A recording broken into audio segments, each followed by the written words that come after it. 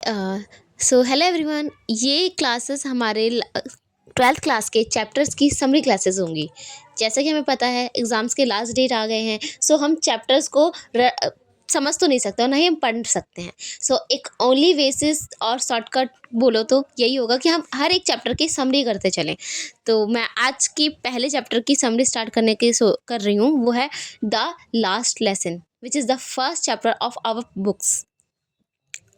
Okay, so ये जो story है वो पूरी एक लड़के के बेस पे है, एक टीचर और एक फ्रांस जो कंट्री है उस पर है।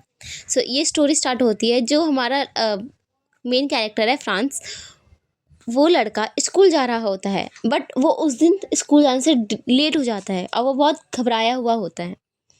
जब वो स्कूल जाता है तो वो नोटिस करता है कि वो लेट तो हो गया है, लेकिन जो शोर शराबा हुआ करता था वो नहीं है। पूरा इन्वायरमेंट पूरी तरीके से शांत है।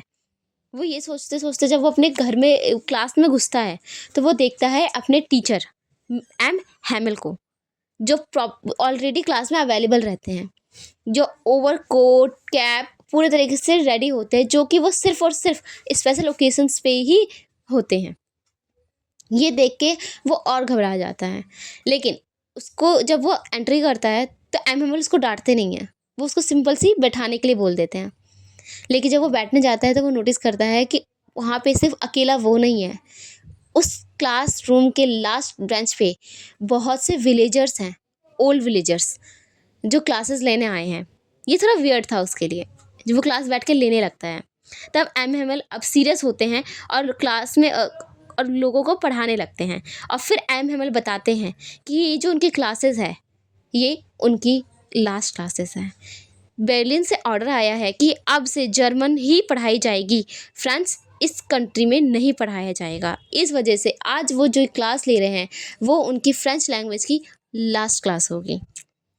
फ्रांस जब इस बात को सुनता है तो उसको एहसास होता है कि अपने आज अभी तक की स्टडी में उसने कभी भी अपनी लैंग्वेज को वो इम्पोर्टेंस नहीं दी, और जब उसको ये इम्पोर्टेंस वो समझ रहा है तब वो चीज़ उससे दूर जा रही है हमेशा के लिए।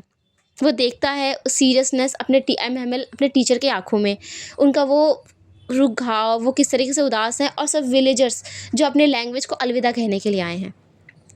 एम हैमिल उसकी इम्पोर्टेंस को बताते हैं, उसकी कुछ क्वालिटीज़ बताते हैं। फिर लास्ट में बेल बज जाती है, जर्मन सोल्जर आ जाते हैं।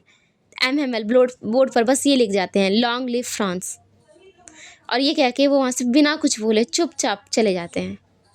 और इस पूरी क्लास में वो उस शांति में, उस सन्नाटे में, उस सॉरनेस में वो यही फील करता है कि जो इम्पोर्टेंस उसे अपनी लैंग्वेज को, अपने कंट्री को देनी चाहिए थी, उसने नहीं दी, और अब वो लैंग्वेज अब उनके लाइफ का पार्ट नहीं है। That's the end of the story. So ये स्टोरी हमें बताती है कि वो जो एक लड़का है उसके केयरलेस को और उसके बचकानेपन को, और हमारे एम हैमिल के अपने लैंग्वेज को, अपने स्टडी के लेके कितने ज़्यादा वो सीरियस थे उसको, और गांव के लोगों को अपने लैंग्वेज को लेके प्यार को दिखा के। So that's the all about this chapters. ये समरी बताई है मैंने, और अगर आपको इसमें और भी कोई डाउट और कोई भी क्वेश्चंस आ रहे हैं तो आप मुझसे पूछ सकते हैं। सो इसके कुछ इंपॉर्टेंट क्वेश्चंस हैं जो मैं आपको कमेंट बॉक्स में दूंगी। आप मेक श्योर करें कि आप इसका आंसर करें, जिससे आप एक्टिव भी रहेंगे। और ये याद रखिएगा, अगर आप आंसर कर रहे हैं तो आपको ज़रूरी नहीं है आप एक बुक की लैंग्वेज पे चलें।